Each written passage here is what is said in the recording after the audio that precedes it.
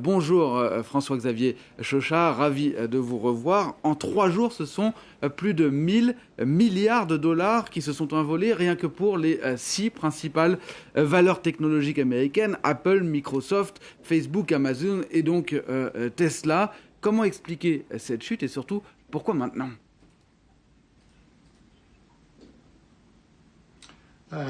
Bonjour, oui Christophe, comme vous le soulignez, vous parlez de fièvre spéculative cet été, vous avez raison. C'est donc la correction logique d'une bulle sur certaines valeurs très très grosses en taille de capitalisation comme Apple, Amazon, Tesla. Pourquoi peut-on parler de spéculation, surtout de bulle ?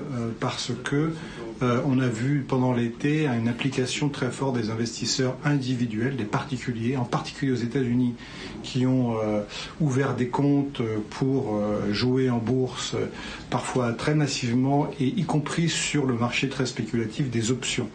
Donc on a bien une correction, je dirais que la plupart des investisseurs professionnels considèrent pour l'instant comme une correction logique et salutaire, mais il ne faudrait pas non plus que tout s'écroule parce que cela pourrait de proche en proche provoquer d'autres dégagements et du coup un resserrement des conditions financières qui serait malvenu dans un temps où l'économie a besoin de stabilité. Alors pour l'instant, je pense qu'on peut être rassurant, mais c'est un point qui est à surveiller pour les semaines qui viennent.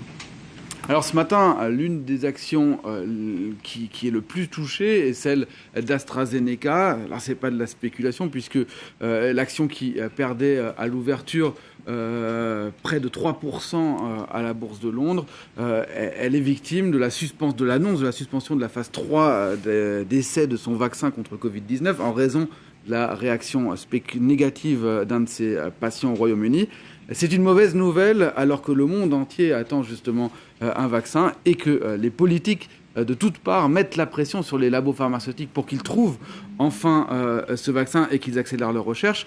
Dans un contexte de résurgence de l'épidémie, est-ce que cela inquiète les marchés ?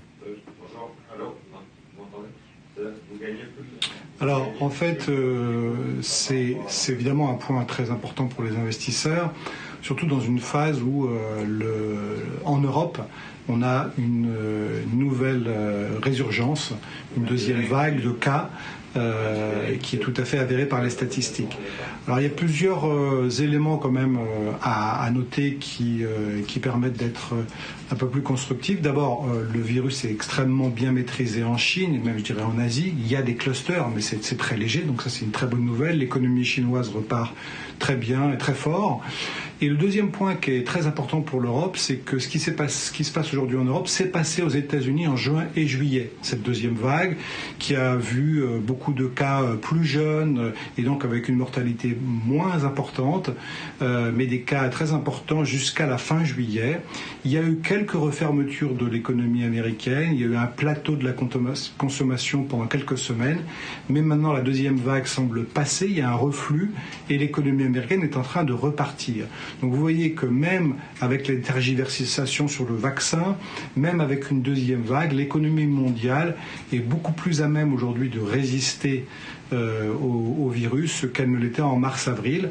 Donc je ne pense pas que les investisseurs qui aujourd'hui ne paniquent pas devant la deuxième vague européenne, je ne pense pas qu'ils ont tort, je ne pense pas qu'ils sont victimes de complaisance.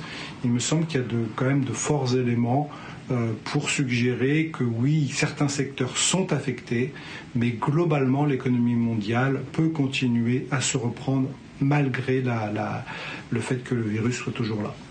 Merci beaucoup François-Xavier Chauchat, belle journée à vous et à mercredi prochain.